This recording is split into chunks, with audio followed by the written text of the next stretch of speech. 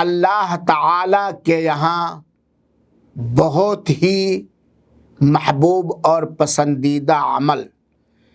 اللہ کے رسول اکرم صلی اللہ علیہ وسلم کا فرمان مبارک ہے، لمبی حدیث ہے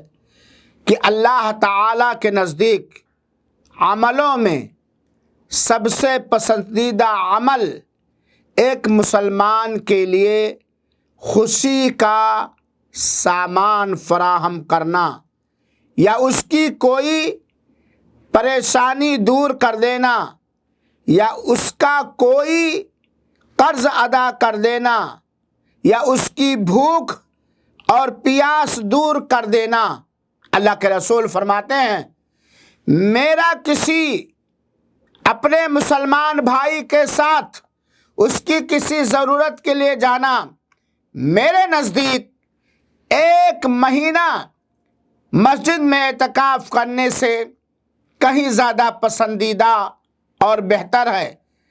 جس نے اپنا غصہ روک لیا اللہ تعالیٰ اس کی پردہ پوشی فرمائے گا، جس نے اپنا غصہ پی لیا حالانکہ وہ اپنے غصے کو، ناراضگی کو پورا کر سکتا تھا،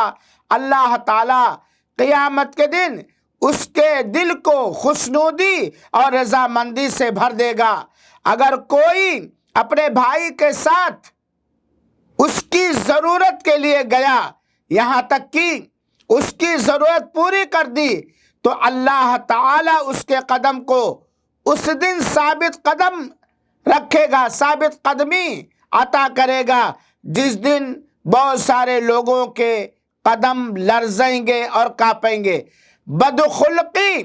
عمل کو ایسے ہی ضائع اور برباد کر دیتی ہے جیسے کہ سرکہ شہد کو برباد کر دیتا ہے۔ یہ روایت جسے علامہ البانی رحمۃ اللہ علیہ نے سلسلۃ الاحادیث الصحیحہ کے اندر حسن قرار دیا ہے، اور اس حدیث کے اندر مسلمانوں کی ضروریات پوری کرنے کی فضیلت کا ذکر ہے۔ چنانچہ ہمیں دل کو کشادہ کر کے اپنے مسلمان بھائیوں کی جائز ضروریات کو پوری کرنے کی کوشش کرنی چاہیے۔ اللہ ہمیں توفیق بخشے، آمین۔